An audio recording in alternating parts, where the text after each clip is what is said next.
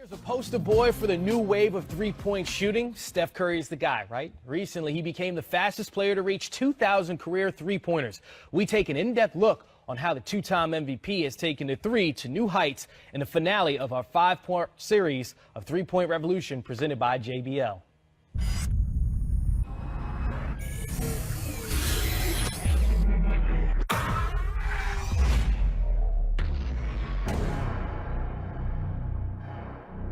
Target practice. Everybody getting into the act. Durant fires for three. Got it! Here's Thompson for three.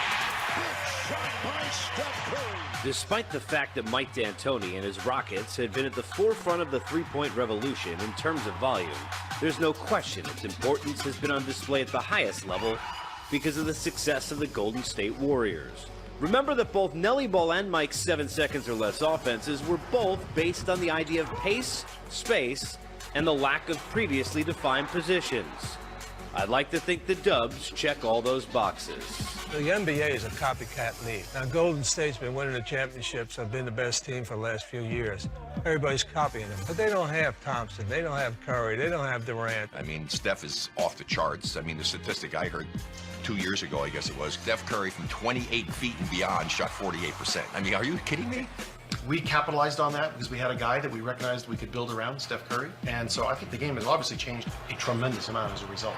While the entire organization deserves credit for the unmatched culture it's created and the unselfishness that defines its offensive prowess, there's clearly a front man to this band, and that man is Steph Curry. Steph Curry's another guy that's changing the game before our eyes. You know, everybody remembers the shot he hit against Oklahoma a couple years ago. You know, at the end of the game, it's like it was a 40-some foot shot, but he's doing it off the dribble with different kind of quickness, level of skill, and the way he can measure shots off the move is mind-boggling. So probably high school was when I knew he's a great shooter with range.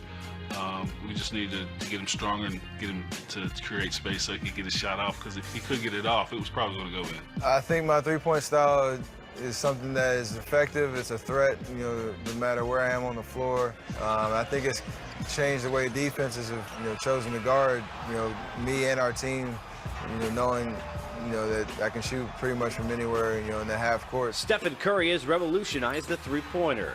Not only is he the fastest player in NBA history to hit 2,000 career three-pointers, but his record-breaking 2015-2016 season, where he made 402 threes, was on the heels of some of the greatest players to play the game of basketball in their career three-point field goals made. Larry Bird led the NBA in three-points made in 1986-1987 season with 90. Then our own 3D Dennis Scott led the NBA in 95-96, Reggie Miller in 96-97, the great Ray Allen with 269. And then Steph Curry's reign took over with 402 threes made in a season, an NBA record. The success that Curry and the Warriors have had has led coaches both past and present to consider their options on defense. You know, with this team, you can't relax at all. If you relax, they make you pay. And they made some tough shots, but that's what they do. You know, they make shots 3 or 4 feet behind the three-point line, and they're capable of doing that. They can complain all they want that Golden State, you know, has too many good players, but hey, learn how to defend them. I would teach my players how to trap, how to rotate on the pass, you know, how to cover the ball. I don't think they do, and I don't think many coaches teach it. Sometimes, however, there is no defense. Nobody knows more about being in this kind of a zone than Steph Curry, who in a game against the Pelicans in November of 2016 hit a record 13 threes on just 17 attempts. For the record,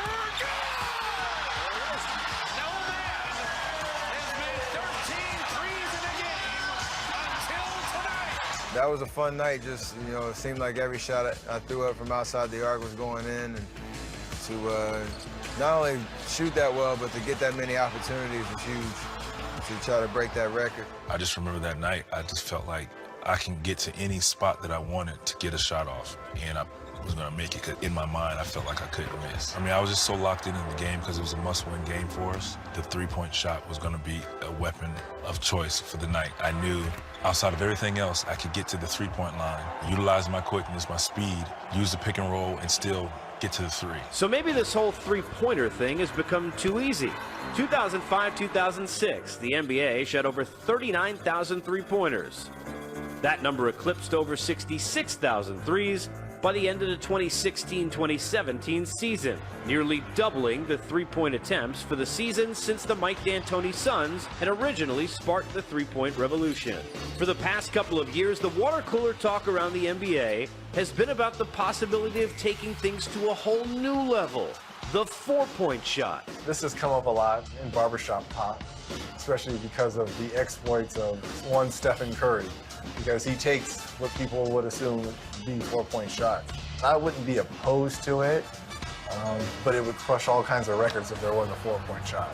No, three-pointers enough. It's a solid line where guys are really shooting at a high percentage and it's changing the game, so I think we should just keep it at that. It could possibly work, but I don't know if you want to be given that many points for it, because what they'll do, they'll abuse it like they did with the three-point shot when it first started, and too many guys will be shooting it.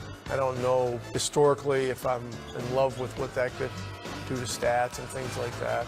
But you know, I know this, Adam Silver is a very open-minded commissioner, and if at some point it was something that made sense for our game, I do know that he would give it consideration. What began as nothing more than a gimmick has now become as important as any other aspect of the game when defining a team's ability to win a championship. However, don't make the mistake thinking that this is the end of the line. When you dissect the journey that the three-point shot has taken, be rest assured, this revolution has only just begun.